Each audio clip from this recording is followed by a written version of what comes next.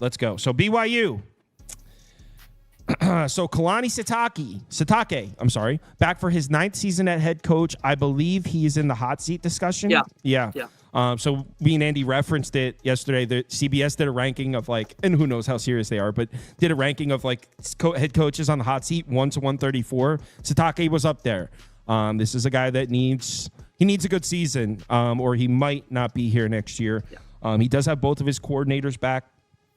First year in the Big 12, you'd have to say not successful, although I don't think there was much expectations for them to go and win a bunch of conference games. They went 2-7 in conference, 5-7 overall. They do bring back some production, 55th in returning production, 14 returning starters, 8 of them on offense. Quarterback's gone. Slovis, the guy that was you probably know him from USC. He was there last year, took over the BYU job, and I don't want to say that there were super high expectations for Slovis, but I think they thought they had a quarterback. He wasn't terrible, but I'd say overall Slovis at BYU just didn't reach expectations. He's on the Colts now, by the way. Did you know that? I didn't even know Slovis was on he's on the Colts. So now Ratzlaff. This is going to be a competition. We have Retzlaff listed as the starter for now. This has still not been announced. No, he's going to be the dude. Bohannon. No, Bohannon from USF. Oh, Bohannon's not going to start. Okay, so if you don't know who Bohannon is, that's the guy who won the Big 12 with Baylor. Just what was that, 2 years ago? Yeah. And then he went to South Florida, got hurt, didn't play well. I think this kid Retzlaff is going to be the guy. But Bohannon is there, so it is technically a quarterback competition, but I think it's going to be this kid. Okay. So he took over at the end of last season, this kid, Retzlaff. BYU did go 0-4 in those games, but, what did you expect from this kid? He took over the job midway through the season. The 4 games that he played in, Oklahoma State, Iowa State, and West Virginia and Morgantown. What the hell? I don't know what you would expect for a first-time starter put in that position.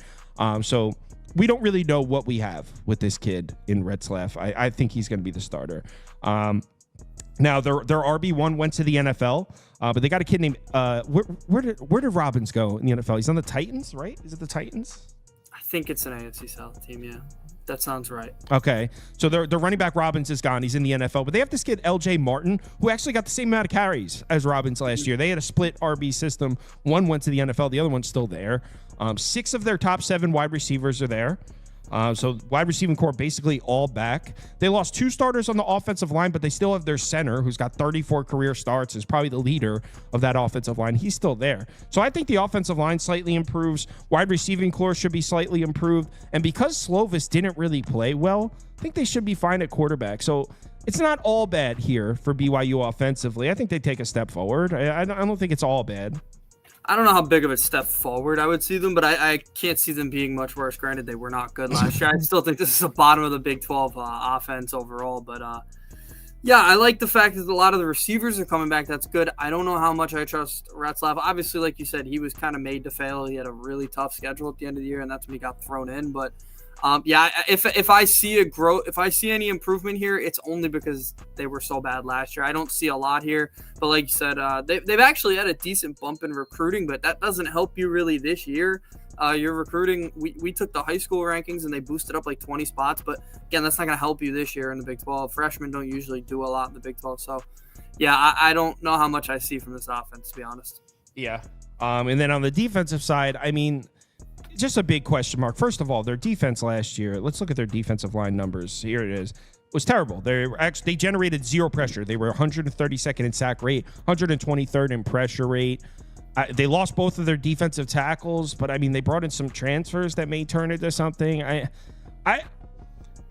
can't get any worse than the BYU defensive line was last year, so I guess by default they might be slightly better, but I don't know how you have any hope in the defensive front here if you're BYU. They did lose their top 2 linebackers as well, but they brought in a kid from Weber State that they like a lot. First team all-conference last year with Weber State. I don't think there's a drop-off necessarily, but that's only because they were rock bottom last year. So I don't have much faith in the BYU defensive front 7. Now, the secondary, it's the only part of BYU's schedule that BYU's defense that is respectable. They were decent last year, and they do have 5 returning starters. So the secondary might be good. Honestly, if BYU can just hit on 1 or 2 pass rushers, honestly, they might actually have a respectable pass defense. But as far as stopping the run, it's tough. Yeah, no, I'm worried about the front 7. Like you, front 4 more specifically, I think they're going to get run on like crazy. Their secondary is good. They added 2 transfers from Weber State. Actually, one of them was a linebacker, one of them was a corner. They really like too. So that's fine. That's a good pickup. But again, this team was very bad last year, so improvement would be by default. I don't see a lot here. I don't know if they're the worst team in the Big 12. We'll get to that, but this is not a very strong roster. Let's just say that. Let's just say that. Hold on. I did give them a B+ for their pass defense because their secondary is very strong, in my opinion. But it was last year too. So. Why can't I forget the? All right, whatever. I'll bring it on the screen. Let's do the schedule game. Love this game. The win-loss game. This game's the reason Prop Beaver went on vacation. He hates this game. He hates it. It's so stupid. So dumb. All right, but it's fun. All right, BYU. First game of the season. It's a win. At SMU loss. At Wyoming loss. Kansas State loss. At Baylor. I think that's a loss. It's going to be a tough one. I think that's a loss, too. I got them 1-4 so far. Lost to Arizona. Lost. Jesus. At the Bounce House loss. At Utah loss. Kansas probably a loss. They could be. No. That's a sneaky one. I'm not going to try to convince you to win it, but because we're going to chalk it up as a loss. But I just want to say that's a sneaky one because Kansas has Colorado on deck after that. Colorado is going to have a lot of hype to them. They're going to be a home game. That's probably, if I had to guess, is also probably senior night for them. Yeah, it's their last game. So that's going to be like a look-ahead spot, but we're going to chalk it up as a loss. But watch out for that one. That's going to be a sneaky one. At Arizona State, there's one.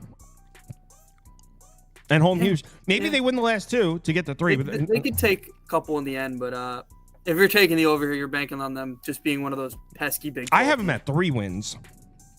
Yeah, I would side 3. I think that Kansas one's gonna be very interesting. I know I'm not sure how you are on Kansas. I don't think we're gonna talk about them today, but I'm not big on Kansas, but not huge on them. But BYU, no way. BYU's the way that we talk about Utah, I think people need to talk about BYU. Very tough place to play. I think it was Cincinnati last year, and Cincinnati was kind of coming into that game hot. Like Emory Jones was kind of playing well. They went in there, and I think it completely wrecked their season. So like, it can wreck. Cincinnati was terrible. That's why. I think they went into that game with some energy though. All right, let's move on to the Wildcats. This is the team. I don't know. I love this team. I think we're gonna have some difference of opinion here. I'm excited. The entire world has embraced the Arizona Wildcats as their baby. This is people love Favita. They love